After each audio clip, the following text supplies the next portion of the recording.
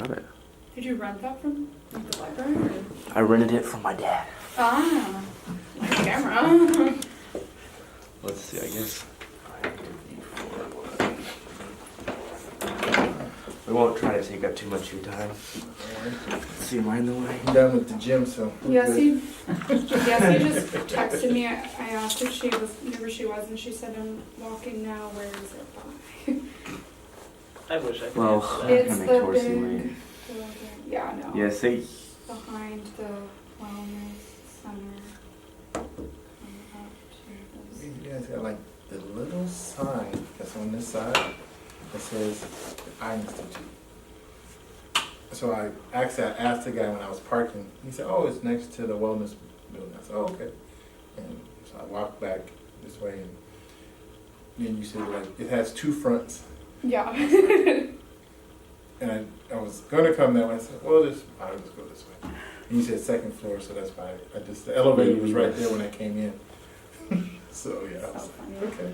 it was hard to tell which building from the picture we were like looking at because you know you plug. If you plug in that address, it sends you to across the street, Yeah. Yeah, it was weird.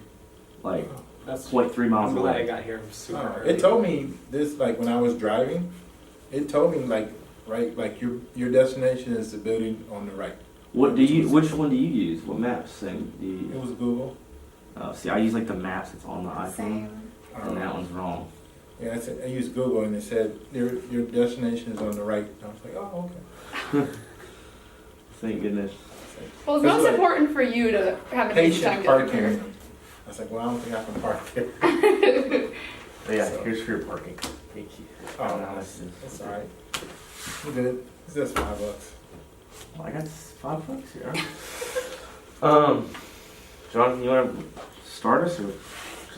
Sure. Do we want to like record on the phone? Did you turn that thing on? It's on. It's just rolling. It's so I'll just just rolling end right it. now. All Yeah. this random stuff. Yeah.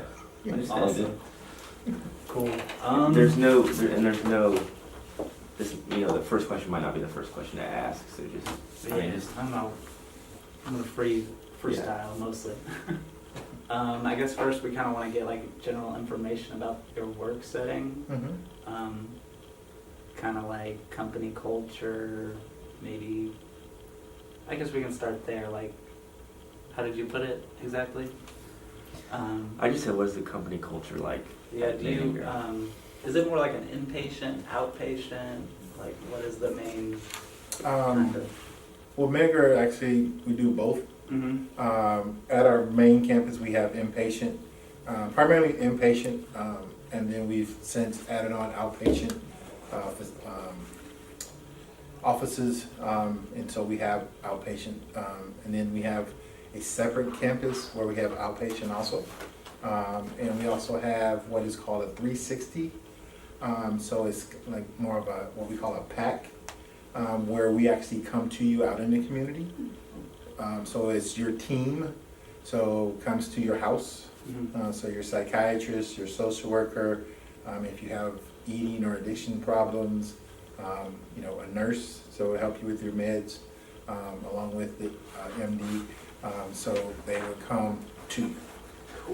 And so if you struggle with like going for a job interview, someone will come with you and help you through that. That's awesome. So it's more like holistic, taking care of a person. Mhm. Is that new? Yeah, we just added that probably almost a year ago. And so it varies from the amount of time from anywhere from 10 hours to 30 hours that they will, of what we allow as far as a patient. So you can 10, 15, 20, or 30 hours. So, and that's, like I said, that's the 360. Our inpatient is 6 to 8 weeks.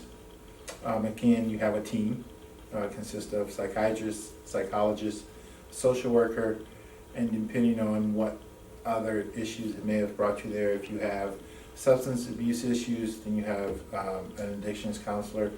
Eating, you would be on the ED track. If you need social skills assessment or vocational, we also offer all those things, anger management. So Okay. I guess we probably should have done this at the very beginning. Do you mind just like introducing yourself generally to the camera? No problem. We'll edit it, flip it around. My name is Torcy Smith. I'm an LPC and also an LCDCI right now. I work at the Menninger Clinic. I am my role there is an addictions counselor and therapist. So I do counseling in substance abuse, and also I do individual therapy. And also I run groups, so men's group, I do a recovery planning group, CD education, and then sometimes some various other groups that I will facilitate. I also do anger management and sexual health consults. So Nice. This is a wide array of things that you're responsible for. yes, Okay. Can you tell us what your second license LCDC, oh, Licensed Chemical Dependency Counselor. okay. I wrote down the complete wrong letters. That's all right. They get. Is that more school, or how do you spell LPC, LCDC? That's So actually no, because the way it works here in Texas is really good. Is with your master's, it takes away the hours that you need for studying because you have your master's. So in an equivalent field, so all you need to do is pass a background check and also the test, and then you would become an LCDC with some recommendations in that. And then maintain that license like you would any other with proper continuing education. What would you say is a typical day for you? My typical day, it varies because each day is structured a little differently. But I can say mine is consistent in that every week in that the first 2 days of the week, I start my morning with rounds with the team and patients. And so each patient that we see as a team, we sit and see them individually, and we talk about their goals in treatment, what has brought them to treatment in their first rounds. And then also each week we bring them in and we would talk to them about what's working in treatment, what's not, how best we can help facilitate their treatment. So those things is what we would go through in that interaction. And it's usually about 15 minutes. We don't try to get too deep. We leave that for our individual sessions. Mm-hmm. But sometimes we do, push them a little bit and ask them tough questions in those rounds. After that, it may be a group or notes in individual sessions. Wednesday on is more groups that I facilitate, and then individual sessions, and sometimes assessments may be in there also as new clients come in.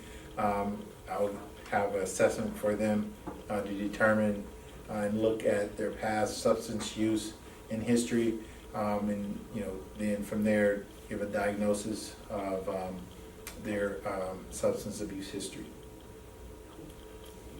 And then later also in the week, there's team rounds where we have rounds as a team without the patient, and we discuss all the patients at that time.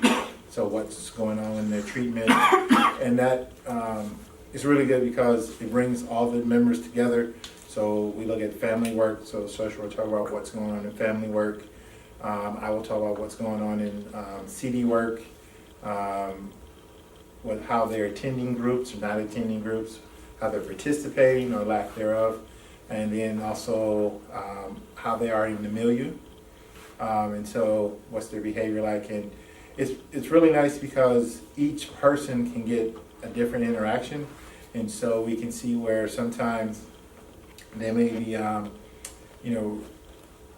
really manipulative or splitting, and also we may see where they may have with the doctor, they're really abrasive, and with the social worker, they're really nice, or vice versa.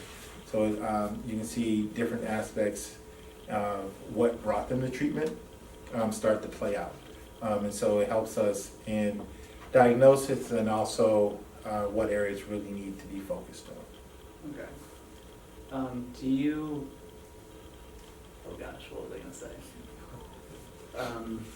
So you work mainly, I guess I'm imagining Miniger addresses all populations, like age-wise. Yes, we have 5 units. We have an adolescent unit, Mm-hmm. young adult unit, and that's 18 to 30, and that's the unit I work on. We have, I guess you could say, a kind of general unit, and that's from 18 up. But usually, and then we have a professionals unit, so individuals more professionally, doctors, lawyers, and things of that nature. And then we have, it's called CPAS, is our comprehensive assessment unit. So individuals who may be detoxing, which some other units can handle that too, or they may just need stabilization with meds and things like that, and then they may transfer to another unit. Okay. So do you personally, do you primarily work with work on inpatient services? Yes, our hospital-wide, we are basically inpatient in that for the units. And then we do have a step-down program, what's called Pathfinder, where they can transfer to, and it's an integration model back into society. Are you involved with Pathfinder? I am. I did help start Pathfinder, and then I came back to main campus. But also, I do see people there for individual therapy once they leave Miniger.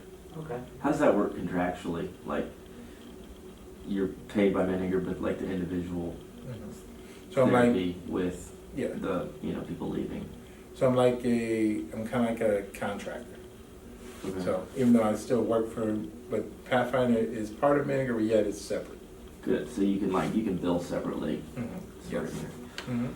Yeah, so that's how it actually is done. I build separately, so hourly rate for my work there. Okay. That 18 through 30 age range, Mm-hmm. that's the age group you work with. Like, does that differ from your preferred population, or do you ever think? No, actually, I prefer that population. I think I used to coach Division I football, and so that's the same kind of age group that I worked with there, and I just feel like a good fit in just relating and kind of helping them see, what it is that they need to kind of do to change their life and get back on track. So, I just like working with that population. I like it, it's fun. It can be challenging, but also I like that part, so.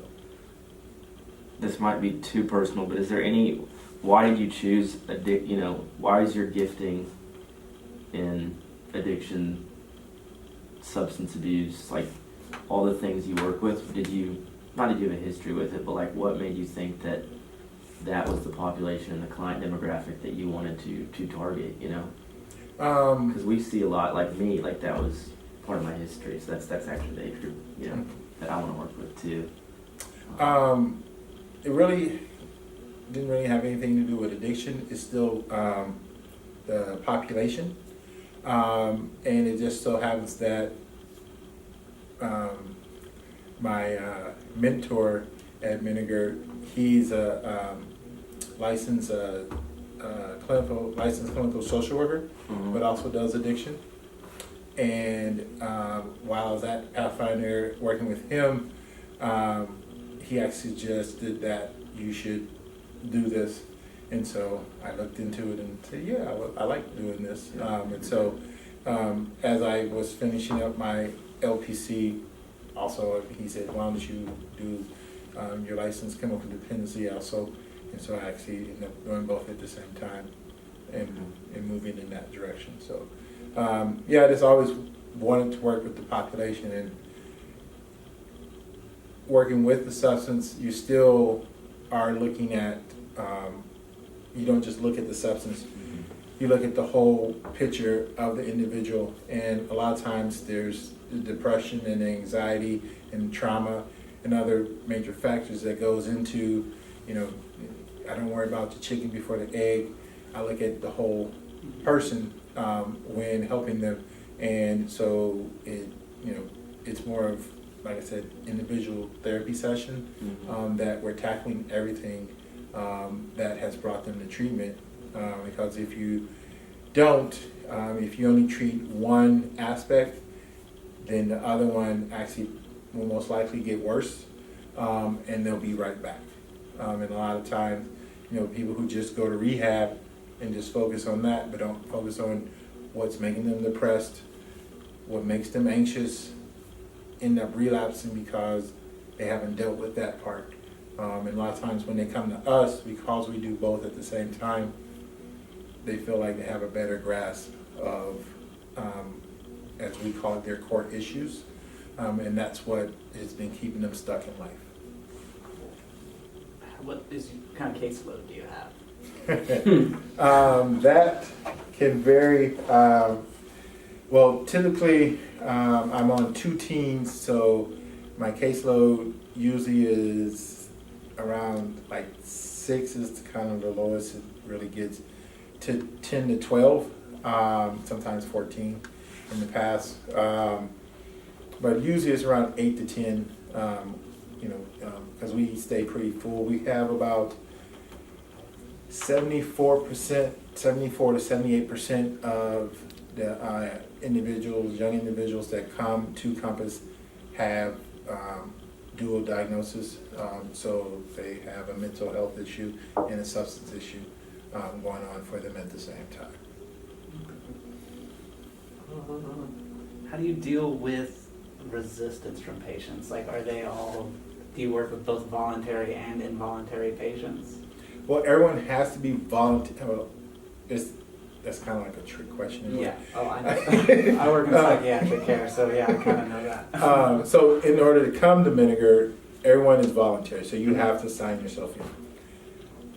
What I've noticed is that with that, yes, they come in because they want treatment.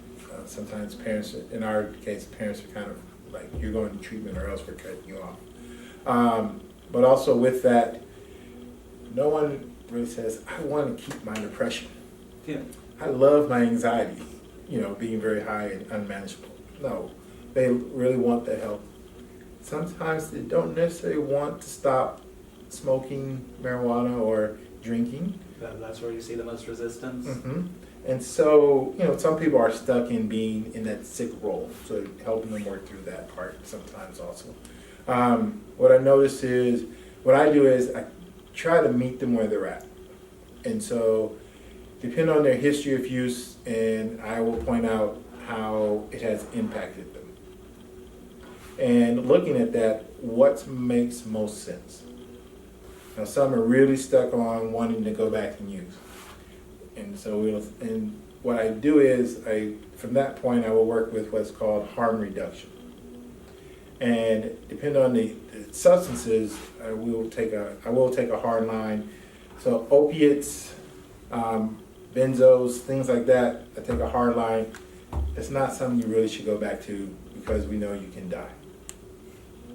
And not saying that marijuana or alcohol is any less of a problem, but it's something that I know that I can at least get them to look at and work to try and use responsibly.